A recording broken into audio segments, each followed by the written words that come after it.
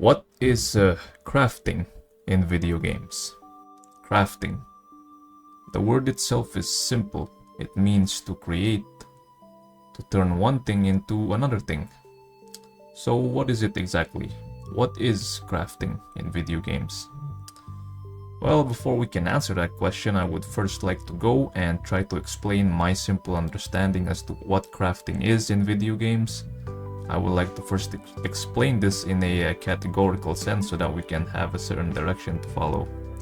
First and foremost, you cannot craft anything without obtaining or acquiring stuff. And once said stuff has been collected, the second step is refinement. And the third step is to combine or to transform. Let's start off with obtaining and acquiring. In video games, this is the act of searching for an item or a raw material to then turn into something else for future use or immediate use. These are sometimes called professions, trade skills, life skills, and jobs. Basically, most of these things are well known in MMOs or MMORPGs. I'm just gonna slap it in there.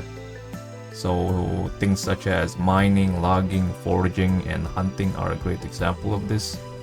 When you mine, you get something metallic. When you forage, you get food and herbs. When you log, you get wood. And when you hunt, you not only get meat, but also animal hide. And this is where the second step comes in, refinement. You turn the raw materials collected into more finer things. And most of the time in video games, these are done at places which I would like to call crafting areas or crafting stations. Whichever is the case, depending on what game it is. So raw iron is obtained from mining and can be melted and turned into iron ingots, which is smelting.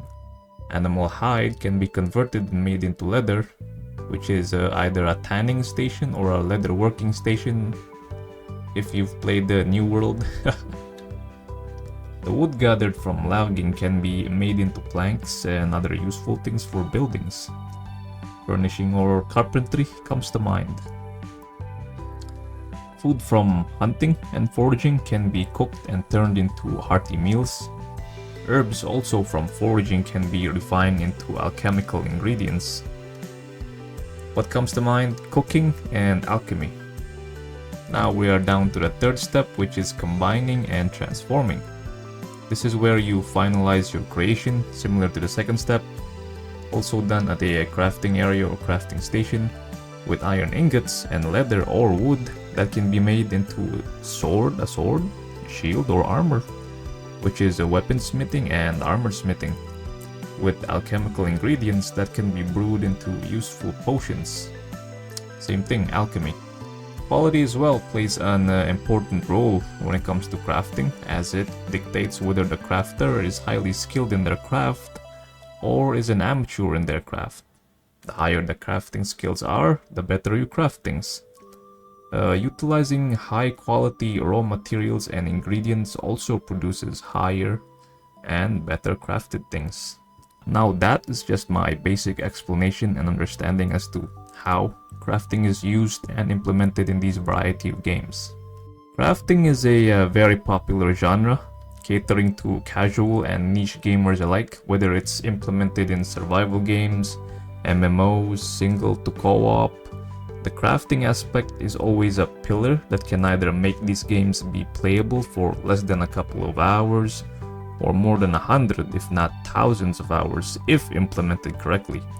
And the great examples of these games that I played, where I dabbled more in its crafting aspects, are games such as 7 Days to Die, which is a looter shooter zombie horde survival game, New World, which is an MMO where I spent most of my time grinding and gathering for resources to level up my crafting skills rather than actually focus on its PvP aspect. We also have Minecraft. It has that simplistic crafting system, yet I revisit the game each year simply for the nostalgia. We also have Terraria, similar to Minecraft but has a more fully fleshed out system, where I spent most of my time spelunking underground looking for various resources. We also have Valheim. Valheim is a good game. It has a decent crafting system. Very Valheim, it's Viking themed, the game is really good, it's really fun.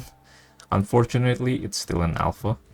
And we also have, I think, V Rising. I haven't played the game, but it's still on my wishlist and I'm planning on playing it.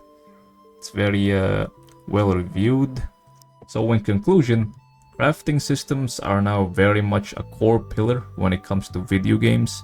From simple crafting systems to a complicated one, its core value is to make the player engage with the system while also engaging with their surrounding world or environment in any given game. And this core pillar, as I like to call it, if well built and implemented, can have a huge impact on whether or not it will succeed in attracting players' engagement in any given game. So in a nutshell, if you have a good crafting system, players will stay. Players will play the game, you know. If you have a bad crafting system, then most players will not stay. Well, maybe they will stay for something, but I think that crafting systems are one of the core pillars nowadays when it comes to making a good game.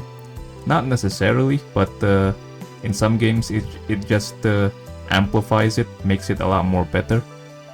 And in some cases, most players will actually be dabbling more into the crafting aspect of said game. But yeah, that's just my essay, that's just my opinion. So, what do you think? If you wanna speak your opinion, well, the comment is just down there. And if you found the video informative, then perhaps, you know, click that thumbs up. And if you found this video at least entertaining, informative, you know, you can hit that subscribe button because it's free. The content is free, it's up there. Anyway, folks, I'll catch you guys in the next video that I can come up with. Ciao.